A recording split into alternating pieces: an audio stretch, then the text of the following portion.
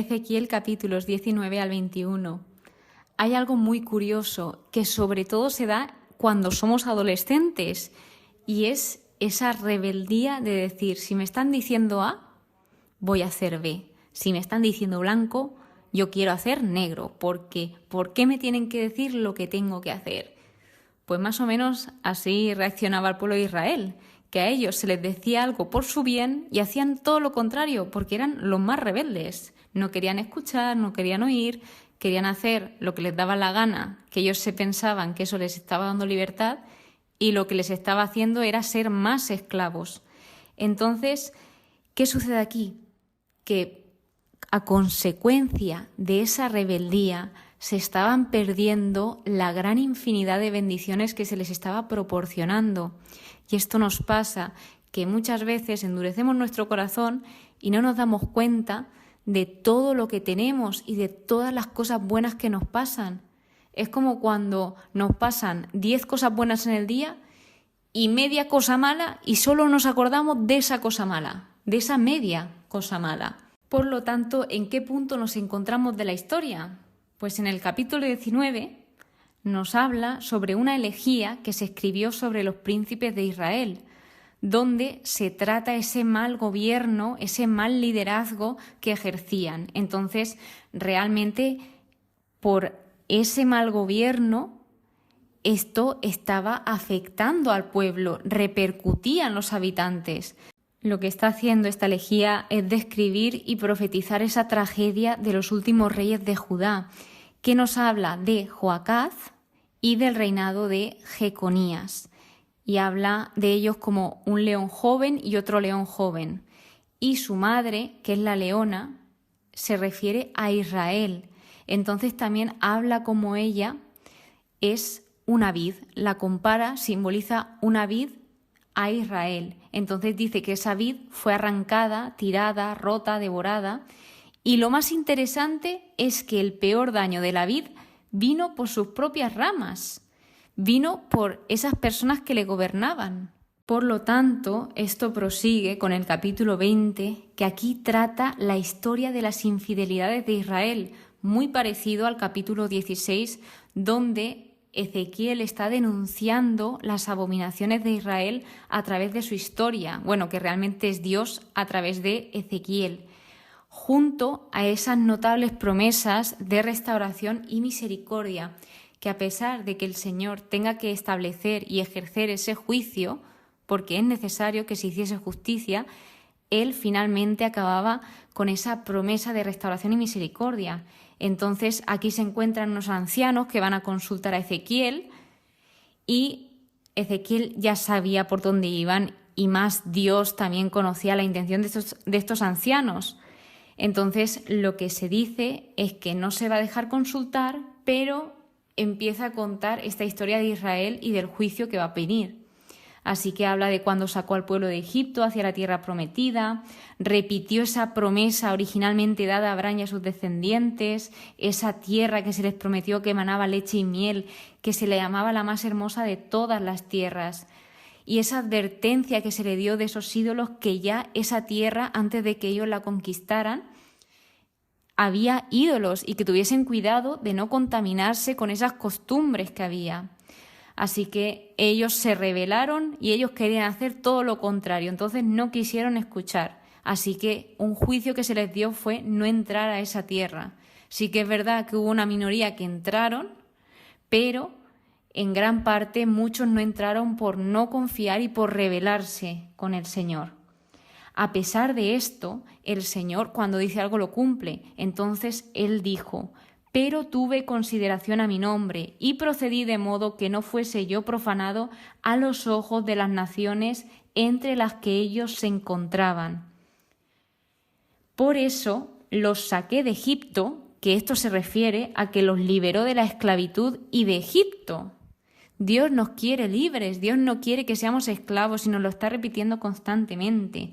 Después de esto los condujo al desierto, les dictó sus preceptos, les dio a conocer sus normas, que si las practicaban tendrían esa vida en plenitud.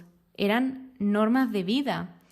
Y por último les dio los sábados como señal entre ellos y él, entre el pueblo y Dios. No era una señal solo para unos específicos o de Dios con Dios. No, Dios muestra esa relación que quiere tener con su pueblo, entre ellos y yo.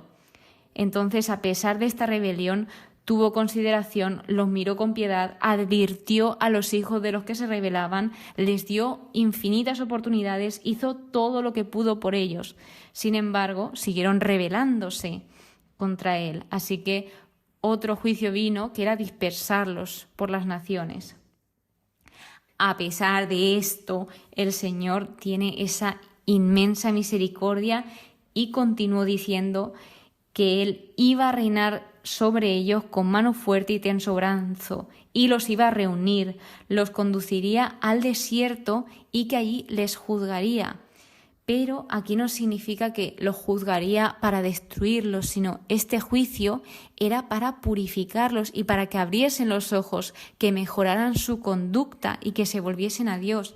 Entonces aquí vuelve a tratar esa promesa de restauración y luego promete corrección y pacto, esa nueva alianza que en un futuro vendrá y pactará con su pueblo. También dice: acogeré amorosamente, solicitaré vuestras ofrendas y dones con todas vuestras cosas santas. Y esto se refería a esas personas que no eran rebeldes, que sí que decidían seguir al Señor.